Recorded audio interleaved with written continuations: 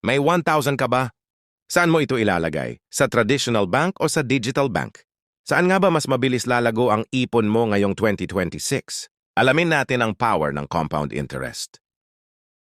Pag-usapan natin ang realidad. Sa traditional banks, kailangan mo pang pumila at mag-fill up ng forms. Ang interest, madalas nasa 0.0625% lang. Halos barya lang ang kikitain ng pa 1,000 mo sa isang taon.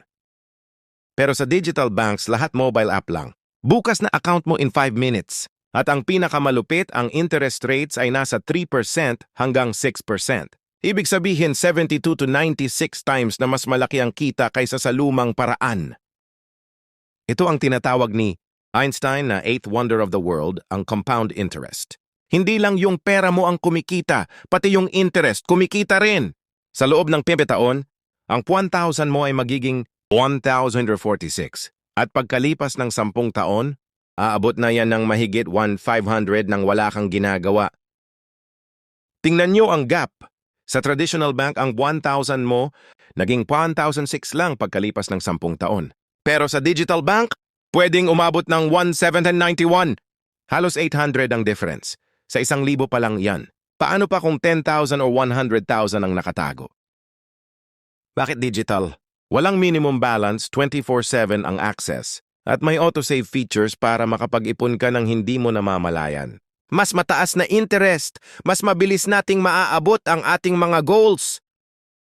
Alam mo ba na ang 1,000 pesos mo, hindi lang just 1,000 pesos. Seed capital yan para sa financial freedom mo. Pero bakit mo hinahayaang mamatay sa 0.06% na interest? Tignan natin tong 52-week challenge. Parehong effort, parehong disiplina, pero sa traditional bank, ang kikitain mo lang ay 43 pesos na interest. Sa digital bank, 1,600.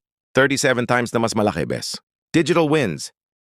Kung nag-iipon ka ng 1,000 buwan-buwan after 5 years, ang digital bank bibigyan ka ng 6,300 pesos na interest.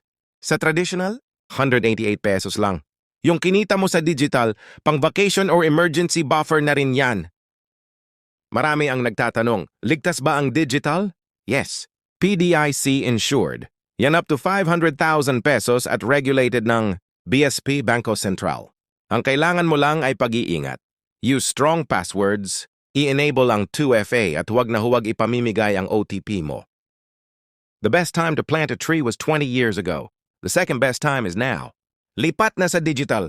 Kaya ikaw, nakapag-switch ka na ba? I-comment mo sa baba kung anong digital bank ang gamit mo.